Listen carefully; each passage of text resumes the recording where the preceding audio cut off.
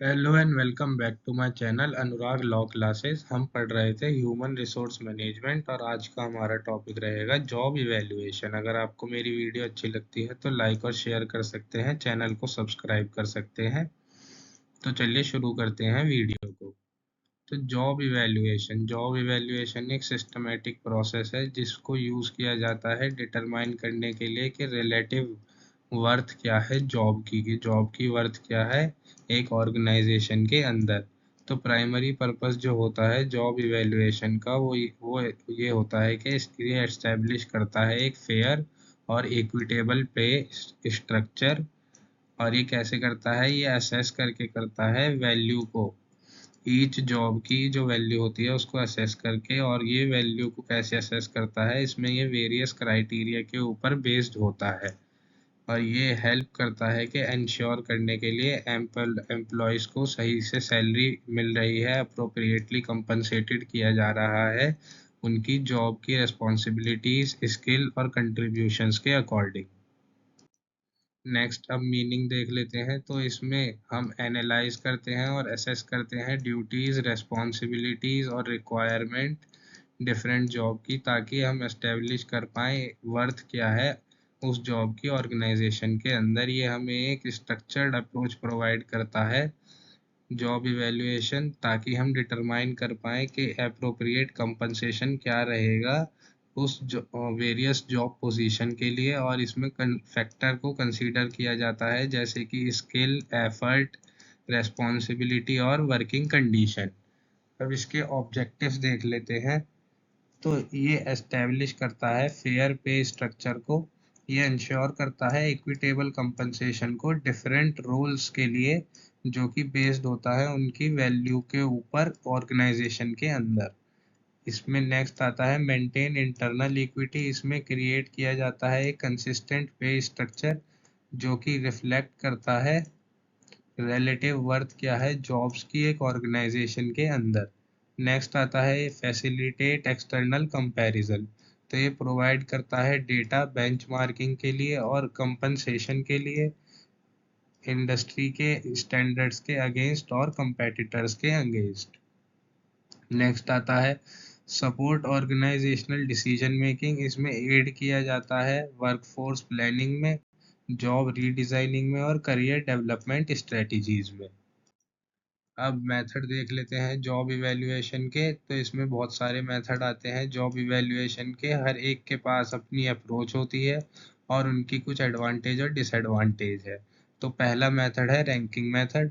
तो इसका डिस्क्रिप्शन है कि जॉब्स जॉब्स को कंपेयर किया जाता है एक दूसरे से और उनको रैंक दिया जाता है हाईएस्ट से लोएस्ट उनकी ओवरऑल वैल्यू और कम्प्लेक्सिटी के ऊपर। नेक्स्ट आता है प्रोसेस। इसमें आता है इसकी प्रोसेस कैसे है रैंकिंग मेथड की। तो पहले आता है जॉब एनालिसिस, फर्स्ट स्टेज।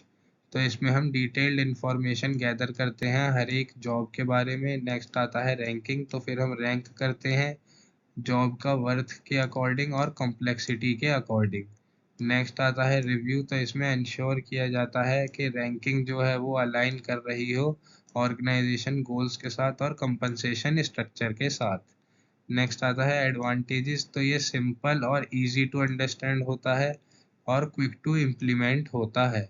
इसकी लिमिटेशन देख लेते हैं। तो ये सब्जेक्टिव होता है और इसमें कंसिस्टेंसी भी कम होती है। नेक्स्ट लिमिटेशन है इसकी कि डिफ़िकल्ट टू यूज़ है लार्ज ऑर्गेनाइजेशन के अंदर जहाँ पे बहुत सारे जॉब रोल होते हैं। नेक्स्ट है क्लासिफिकेशन मेथड।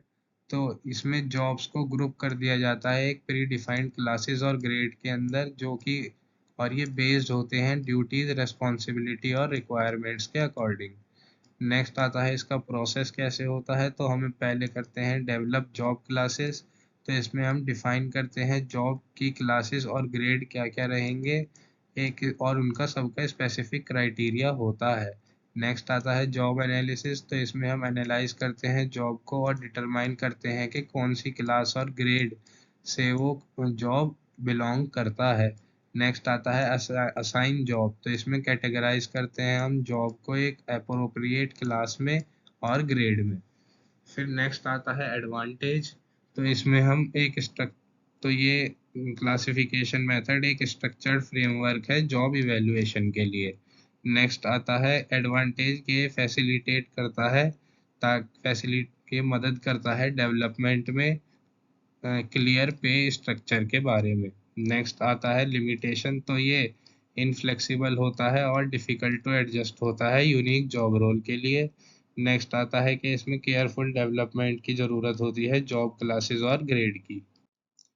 अब आता है नेक्स्ट हमारा मेथड पॉइंट फैक्टर मेथड। तो इसमें जॉब जो है इवेल्युएट करी जाती हैं की फैक्टर के अकॉर्डिंग, और इसमें असाइन करा जाता है पॉइंट वैल्यू, और टोटल पॉइंट जो है वो बताते हैं कि जॉब का कितना रिलेटिव वर्थ है उस ऑर्गेनाइजेशन के अंदर।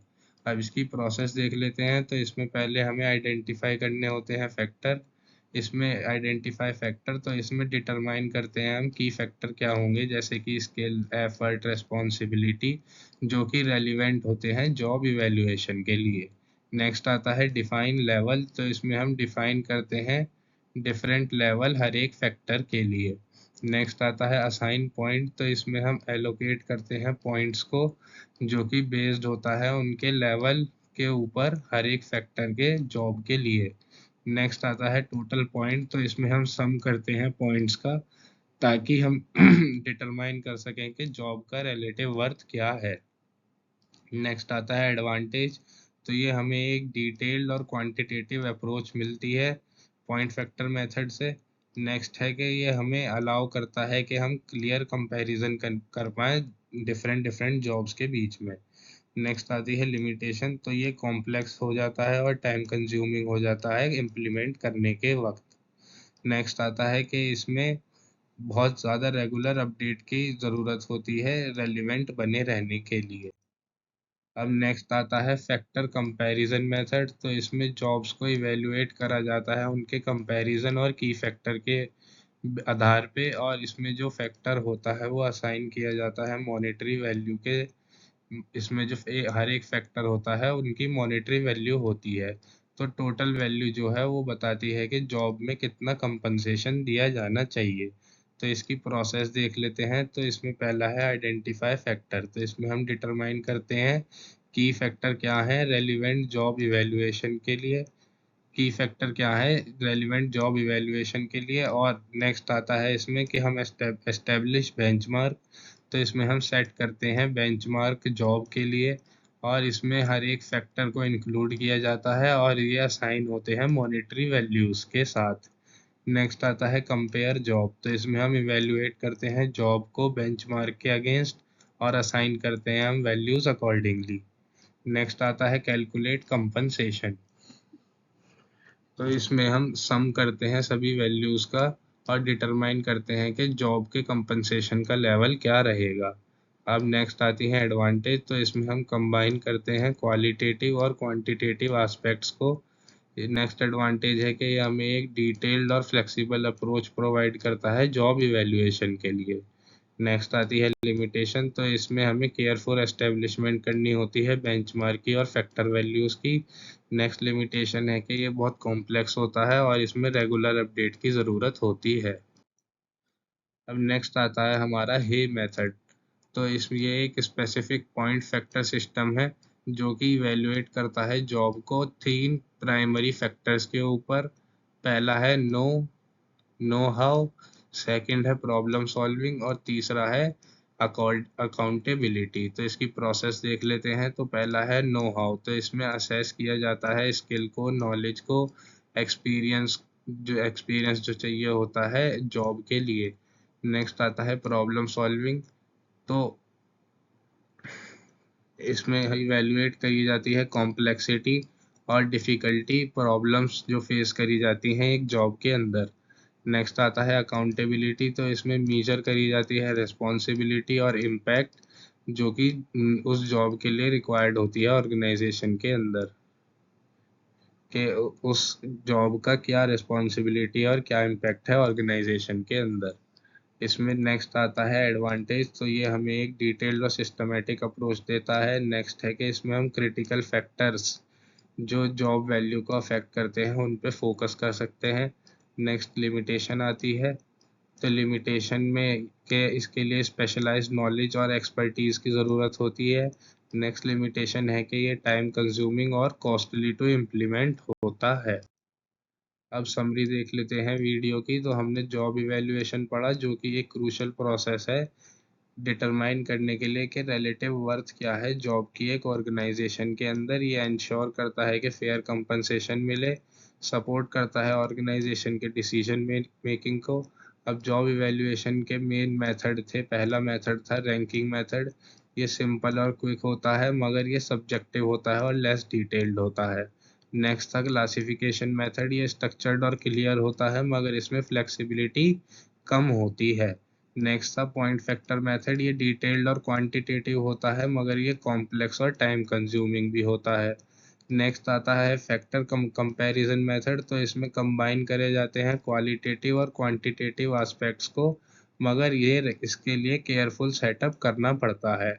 नेक्स्ट आता है हे मेथड। तो ये फोकस करता है की फैक्टर्स के ऊपर, जो कि एक सिस्टमेटिक अप्रोच के साथ होते हैं, मगर ये कॉम्प्लेक्स हो सकते हैं और कॉस्टली भी हो सकते हैं। अब हर एक मेथड जो होता है इसकी एडवांटेजेस अलग हैं और लिमिटेशन अलग है। तो चॉइस ऑफ मेथड जो है वो डिपेंड करता है ऑर्गेनाइजेशन का साइज क्या है, ऑर्गेनाइजेशन की नीड क्या है, ऑर्गेनाइजेशन के पास कितने रिसोर्सेज हैं। इन मेथड को इम्प्लीमेंट करने के बाद हम इफ़ेक्टिव जॉब इवैल्यूएशन सिस्टम जो है, ये हेल्प करता है कि हम इंटरनल इक्विटी बनाए रखें। ये सपोर्ट करता है फेयर कंपनसेशन को, और हम अलाइन कर सकते हैं जॉब रोल को ऑर्गेनाइजेशनल गोल के साथ। धन्यवाद।